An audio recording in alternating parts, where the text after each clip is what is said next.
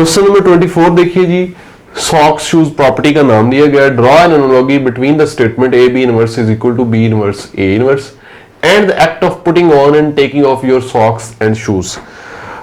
ए का मतलब है क्या है जी, ए का मतलब है आपने क्या किया, सॉक्स पहनी। बी का मतलब है आपने शूज पहने। और ए बी इनवर्स जो लेफ्ट हैंड साइड है उसका क्या मतलब है, यानी आपने सबसे पहले क्या किया, सॉक्स पहनी, फिर शूज पहने, फिर इनवर्स लिया, यानी उसका उल्टा काम करना है आपने। तो इसका क्या मतलब होगा, पहले क्या करेंगे, पहले आप शूज उतारेंगे फिर सॉक्स उतारेंगे। सो इसका क्या मतलब है, A B inverse is equal to B inverse A inverse. Reversal law, इसको सॉक्स शूज प्रॉपर्टी भी बोलते हैं।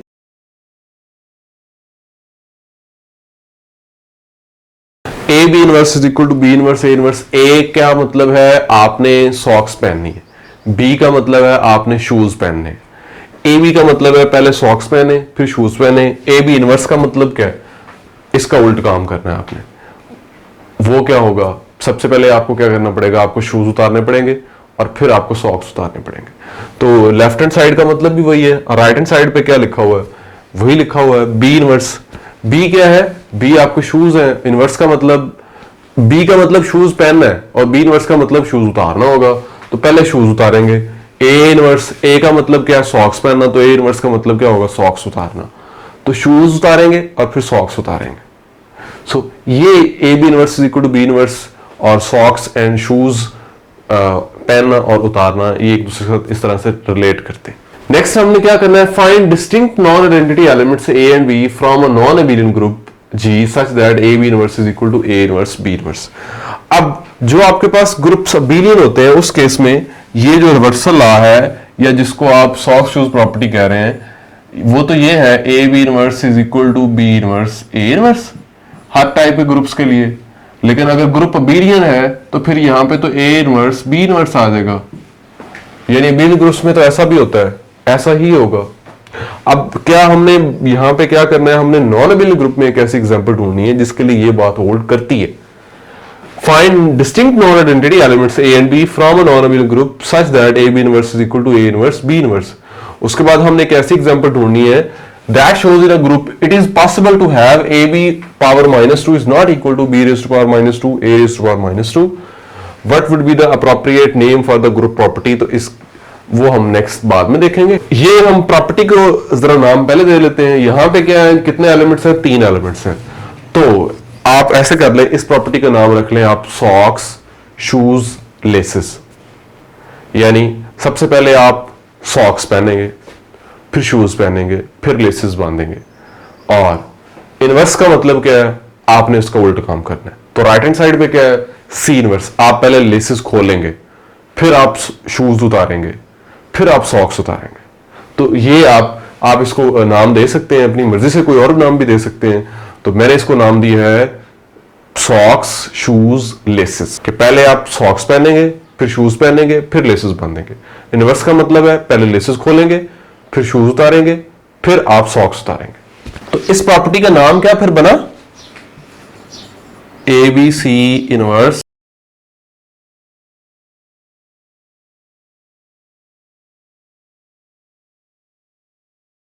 इस प्रॉपर्टी का नाम बना सॉक्स शूज लेसेस प्रॉपर्टी। तो चलिए जी, अब हम एग्जांपल्स ढूंढते हैं। सबसे पहले हमने एग्जांपल ढूंढनी है जी, A B inverse A inverse B inverse के इक्वल हो। तो ग्रुप ले लें जी आप D4, जी को ले लें आप D4, ए की जगह आप ले लें x और बी की जगह ले लें x का स्क्वायर। देन लेफ्ट साइड क्या है, ए बी का इनवर्स x x स्क्वायर इसका inverse x x square x cube बन गया, x क्यूब का इनवर्स, और D4 ग्रुप में x क्यूब का इनवर्स x होता है। राइट साइड पे क्या है जी, पहले x का इनवर्स फिर x स्क्वायर का इनवर्स। x का इनवर्स होता है जी x क्यूब, D4 में x स्क्वायर का इनवर्स होता है x स्क्वायर इटसेल्फ। तो ये x की पावर 5 और वो D4 में किसके बराबर होती है, x के बराबर होती है। तो आप देख सकते हैं कि लेफ्ट हैंड साइड और राइट हैंड साइड इक्वल आ रहे हैं। और ये जो एलिमेंट्स लिए थे ए और बी, ये डिस्टिंक्ट हैं और ये नॉन आइडेंटिटी एलिमेंट्स हैं। नेक्स्ट ए बी की पावर -2 वाली एग्जांपल ढूंढनी है, ग्रुप जे ही ले लें, D4 ही, एलिमेंट्स को चेंज कर लें, एलिमेंट एक आप x ले लें और एक एलिमेंट आप xy ले लें। अब देखिए यहां क्या है, ए बी प्रोडक्ट पावर -2, तो प्रोडक्ट ले लें x xy पावर -2, तो ये बन गया ब्रैकेट के अंदर तो x² y बन गया। और जब नेगेटिव पावर होती है, यानी किसी एलिमेंट की पावर अगर नेगेटिव हो तो उसको कैसे लिखते हैं, g इनवर्स की पावर n, ये जैसे डिफाइन किया हुआ गैलियन ने। तो हम भी क्या करेंगे, हम इसका इनवर्स ले लेंगे और उसके बाद अब x² y self inverse element होता है तो उसका इनवर्स एलिमेंट खुद ही होगा, तो यहां आ जाएगा x² y और उसका स्केयर तो वो किसके बराबर होता है जी, D4 में आइडेंटिटी के बराबर होता है। लेफ्ट हैंड साइड आपने कर ली, अब राइट हैंड साइड देखें, b की पावर -2 लेनी है, xy की पावर -2, उसके साथ आपने क्या करना है, a की पावर -2, x की पावर -2 लेनी है। अब सेम वही प्रॉपर्टी लगाएं तो xy इनवर्स का स्केयर बन जाएगा, xy इनवर्स xy ही होगा तो ये xy का स्केयर आ जाएगा और ये x इनवर्स का स्केयर आ जाएगा। x इनवर्स क्या होता है D4 में, x का क्यूब, तो ये x³ का स्केयर आ जाएगा और xy का स्केयर तो आइडेंटिटी होता है, x की पावर 6 वो किसके बराबर होती है, D4 में x² के बराबर होती है, तो यहां क्या आ गया, x² आ गया। तो आप देख सकते हैं जी कि लेफ्ट साइड का जवाब तो E आ रहा है और राइट साइड का जवाब क्या आ रहा है, x² आ रहा है। सो ये आपके पास काउंटर एग्जांपल है जिसके लिए a b power -2 is not equal to b raise to power -2 a raise to power -2। और यही सेम एग्जांपल इन इस प्रॉपर्टी के लिए आप Q8 में भी ढूंढ सकते हैं और भी बहुत सारे नॉन बिट ग्रुप्स में आपको ऐसी एग्जांपल्स मिल जाएंगे। क्वेश्चन नंबर 25 देखिए जी, prove that a group G is abelian if and only if AB whole inverse is equal to A inverse B inverse for all AB belongs to G। तो यहाँ पे आपने क्या करना है, सबसे पहले हम सपोज करेंगे कि G अबेलियन है और ये बात होल्ड करती है, फिर हम इसको सपोज करके G को अबेलियन साबित करेंगे। सो अब क्या करते हैं, हम सपोज कर लेते हैं कि G अबेलियन है।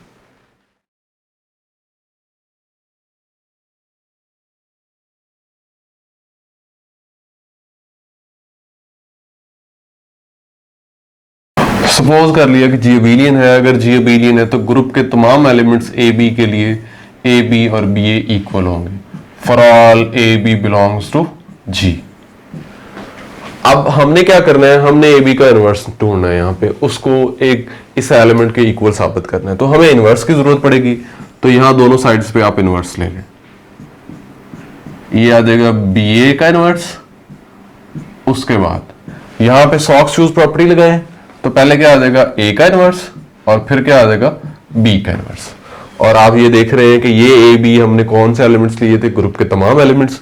तो ग्रुप के तमाम एलिमेंट्स के लिए ए बी का इनवर्स होल इनवर्स बराबर आ रहा है ए इनवर्स बी इनवर्स। तो एक साइड हमने कर ली, अब कन्वर्सली हम सपोज करते हैं।